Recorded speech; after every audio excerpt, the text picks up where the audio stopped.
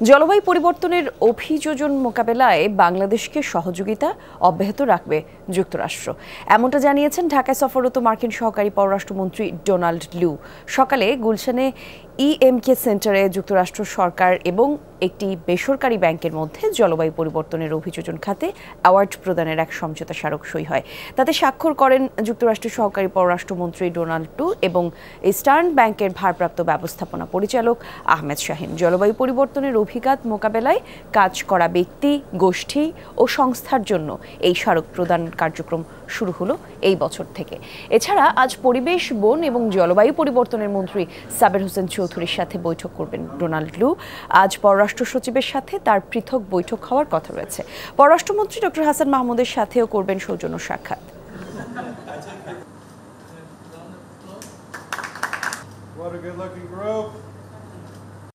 Who are working right now here in Bangladesh.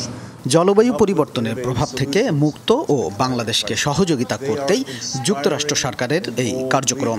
অভিযোজন খাতে কাজ করা ব্যক্তি, গোষ্ঠী ও সংস্থাকে এই স্মারক অনুপ্রাণিত করবে। অভিযোজন খাতে সিভিল সোসাইটির কার্যক্রম বাড়ানো ও পরিবেশ ও সামাজিক বিষয়গুলো উঠে আসবে এর মাধ্যমে। বাংলাদেশের সাথে জলবায়ু বিষয়ক সহযোগিতা অব্যাহত থাকবে। সচিবালয়ে পরিবেশ মন্ত্রী সাবের হোসেন চৌধুরীর সাথে বৈঠক করছেন যুক্তরাষ্ট্রের সহকারী পররাষ্ট্রমন্ত্রী ডোনাল্ড লু। সহকর্মী নুনবী সরকার আছেন সেখানে, সরাসরি যুক্ত হচ্ছি আমরা তার সাথে। নুনবী, একটু জানাবেন কি কি বিষয়ে বৈঠক হচ্ছে, একই সাথে এজেন্ডাগুলো কি কি, সর্বশেষ তথ্য আপনার কাছে যা যা আছে যদি আমাদের একটু জানাতেন বিস্তারিত।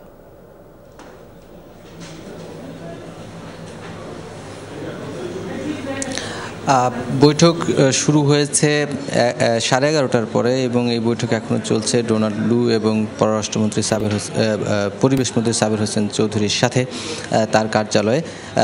দুই পক্ষ থেকেই এজেন্ডা কি সেটা এখনও স্পষ্ট করা হয়নি, তবে মন্ত্রণালয়ের পক্ষ থেকে জানিয়েছেন যে ডোনাল্ড লু কোনো কথা বলবেন না, মন্ত্রী এই বৈঠকের পরে ব্রিফ করবেন সাংবাদিকদের।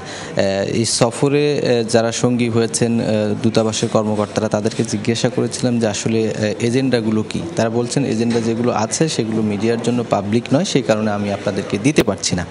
আর মন্ত্রণালয়ের পক্ষ থেকেও জানানোর চেষ্টা করেছিলাম, তারা বলেছে আসলে আমরা কিছু বলতে পারবো না, বৈঠকের পরে মন্ত্রী নিজেই ব্রিফ করবেন।